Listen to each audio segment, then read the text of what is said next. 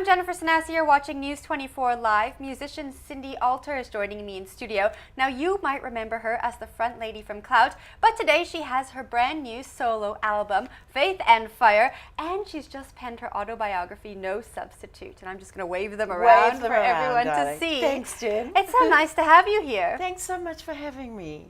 It's my first time in Cape Town in such a long time. I was going to say, it's not your first time in Cape Town. No, but I haven't been here for ages, and you know, just coming into the city again, just feeling that Cape Town vibe, I'm like, ooh. I'm very laid back, you know. Yeah, get into it. Well, I woke up at 5 a.m. this morning, so I'm very laid back. Now tell me about the album. It's called Faith and Fire. Yes. Talk me through the title. Well, I think the passion of the fire and the sort of understanding that comes with faith, you know, that understanding that everything's going to be okay, but the fire can still take you out into any place, otherworldly place or whatever. So I think it's the balance of life, that we all walk that fine line, the tightrope. You know, we can fall either way. Yeah. So is it the faith or is it the fire? Which way are you going to go, baby? I guess we can go either way. Absolutely. We can go both ways too.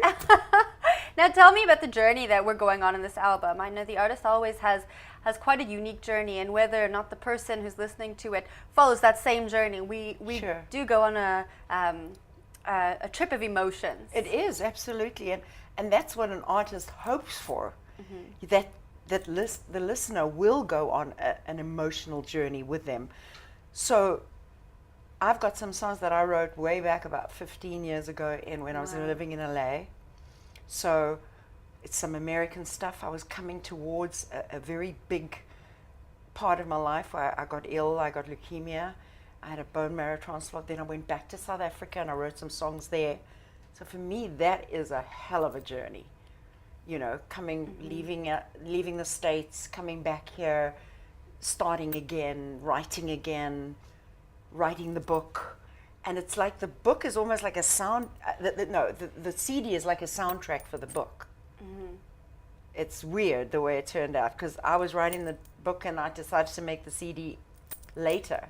So funny how things work with these artistic, weird things. What's it like for you to listen to the CD now, remembering all those things? I mean, it was quite a long journey. You were in two different places of your life. Some of it is extremely emotional for me. I put it loud in my car and I'm coming home from a gig late at night and it's quiet outside and there's just darkness and my lights are on and I've got this music going, and that's how I listened to it first. And I did weep. I wept because it took me through those little mazes that I went through. Do you still think about Clout?